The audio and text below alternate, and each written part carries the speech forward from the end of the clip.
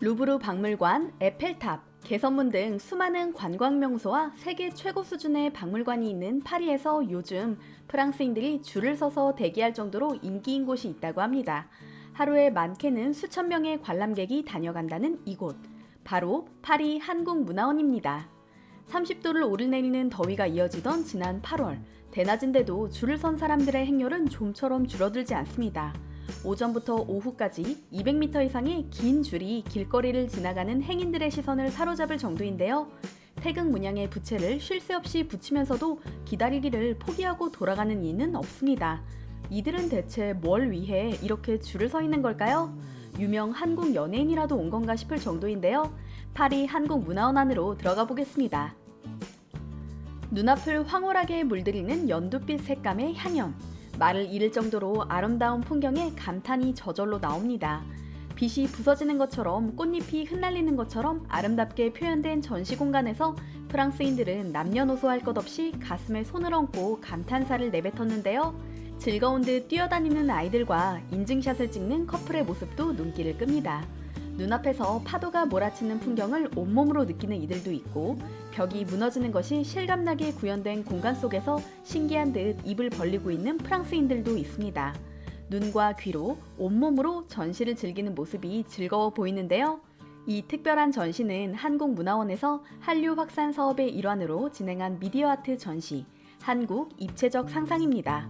별다른 기대 없이 전시장에 왔던 프랑스인들이 한국인의 상상력과 뛰어난 실력으로 구현된 수준 높은 실감 콘텐츠에 깜짝 놀라 2번, 3번 방문하는 것은 물론이고, SNS를 통해 전시 소식을 접한 프랑스인들이 멀리 지방에서 찾아오기도 한다고 하는데요. 온갖 귀한 그림과 유물을 보유한 루브르에서도 볼 수 없었던 프랑스인들의 리얼 반응에 어깨가 으쓱해집니다. 이곳에 전시된 주요 콘텐츠는 퍼블릭 미디어 아트 선두주자인 디스트릭트의 웨이브, 오로라, 스테어리 비치와 강희연 작가의 비욘드 더 씬, 영화 기생충과 방탄소년단 콘서트 VR 체험 등인데요. 우선 미디어 아트 작품부터 살펴보겠습니다. 디스트릭트는 코엑스 전광판에 전시됐던 디지털 파도로 유명한 미디어 아트 집단입니다. 늘상 지나치는 평범한 공간을 디지털 미디어 기술을 활용해 새롭게 변화시키고 특별한 경험을 할 수 있도록 만드는 사람들이죠. 강희연 작가의 비욘드 더 씬은 BTS 팬인 아미들의 마음을 사로잡았다고 하는데요.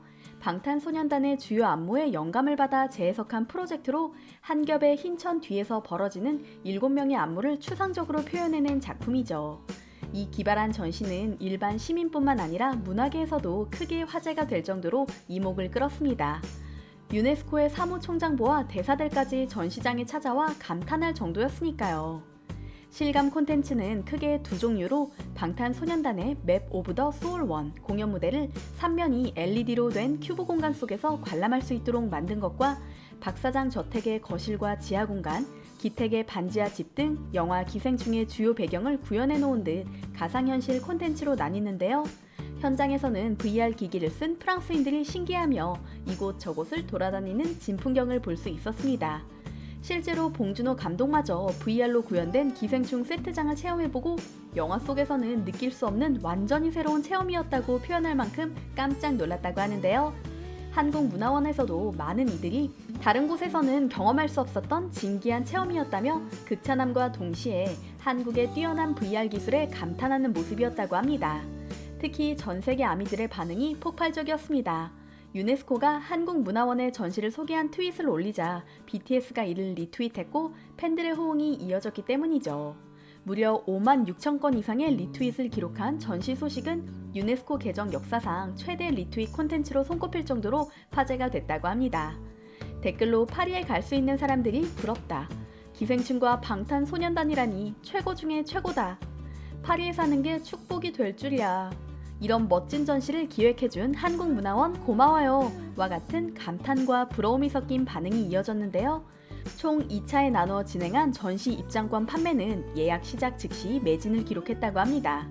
그럼 전시 소식에 이어 한국문화원에 관련한 한 가지 팩트를 짚어보려 합니다. 지상 7층 규모 단독 건물에 한국문화체험관과 대규모 전시실, 한식 조리가 가능한 조리시설까지 갖춘 한국문화원의 모습을 보고 놀란 분들이 많으셨을 텐데요. 2019년 이전한 것으로 새 건물로 이사를 오기 전까지는 허름한 아파트에 지하 창고를 개조해 30년 넘게 사용했으며 수도관이 터져 물바다가 된 적도, 전파가 터지지 않아 휴대폰 통화가 되지 않은 경우도 많았을 정도로 열악한 환경이었다고 합니다. 한국문화원은 한국의 문화를 유럽에 알리기 위해 만들어진 단체였지만 일본 문화원의 10분의 1 수준에 불과한 규모와 시설로 초라하다 표현할 수밖에 없었는데요. 일본 문화원의 경우 직원 52명에 연간 수백만 유로 예산을 투입하고 각종 공연과 행사를 주최하는 등 적극적으로 나서는 것과 달리 한국문화원은 건물도 초라할 뿐더러 직원 수도 9명에 불과해 인력난도 심각했다고 합니다. 규모 7,000제곱미터의 최신식 건물에 자리 잡은 중국 문화원과 비교해도 마찬가지였고요.